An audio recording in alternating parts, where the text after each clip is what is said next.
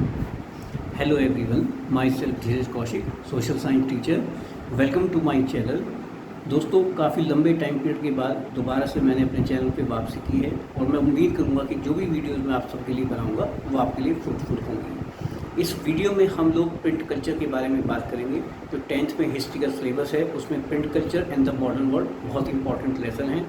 इसमें अगर हम देखें तो सबसे पहले आप ये आइडिया लगाइए कि अगर प्रिंटिंग टेक्नोलॉजी ना हो तो आज की तारीख में क्या मैं और आप सर्वाइव कर सकते हैं।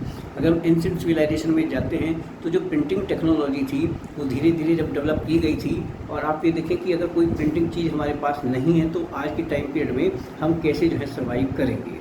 हमारा जो इतिहास है या वर्ल्ड हिस्ट्री की अगर हम अकॉर्डिंग बात करें, आप देखते भी हैं कि बहुत सारी चीज़ें जो हमारी डेली लाइफ में होती हैं, चाहे वो ऑफिशियल सर्कुलर होते हैं, कैलेंडर होते हैं, डायरीज होती हैं, है ना, एडवर्टाइजमेंट होते हैं, वो सब हमारी जो है लाइफ में बहुत वैल्यू रखते हैं।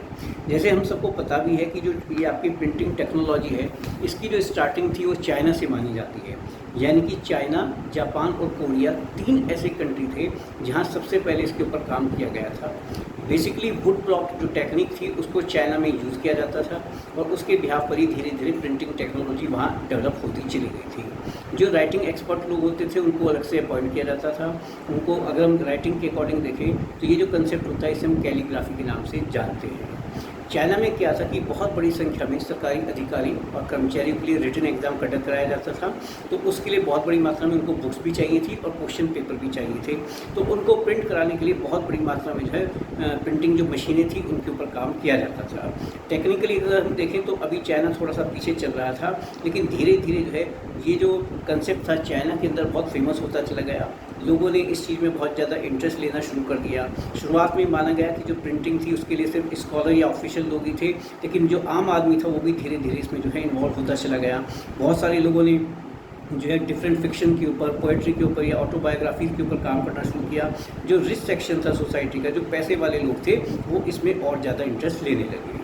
जब वेस्टर्न के साथ अगर हम रिलेशन की बात करें, जब प्रिंटिंग टेक्नोलॉजी यूरोप के अलग अलग कंट्री में गई तो धीरे धीरे जो है ये कह सकते हैं कि जो टेक्निकल इनोवेशन थे उसमें बढ़ते चले गए थे। अगर हम जापान की बात करते हैं तो आप ये देखें कि जो बुद्धिस्ट मिशनरीज थे वो चाइना से प्रिंटिंग टेक्नोलॉजी को लेकर जापान गए थे। जापान की जो सबसे पुरानी किताब मानी जाती है दैट इज़ डायमंड सूत्रा। तो अगर हम किताब के अकॉर्डिंग बात करें तो ये जैसे मैंने आपको बताया कि जापान की सबसे पुरानी किताब मानी जाती है, और उसके बाद धीरे धीरे जो प्रिंटिंग टेक्नोलॉजी थी ये जापान में जो है फेमस होने लगी। ठीक है, हमारी जो रूटीन की लाइफ थी उसकी हर चीज़ जो है वो किताबों के माध्यम से लोगों के सामने जाने लगी।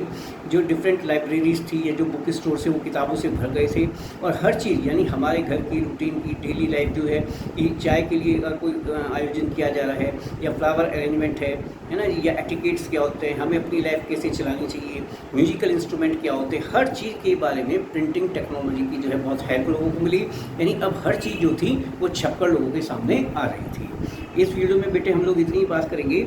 नेक्स्ट वीडियो में मैं आपको इसके बारे में आगे बताऊंगा। तब तक के लिए थैंक यू।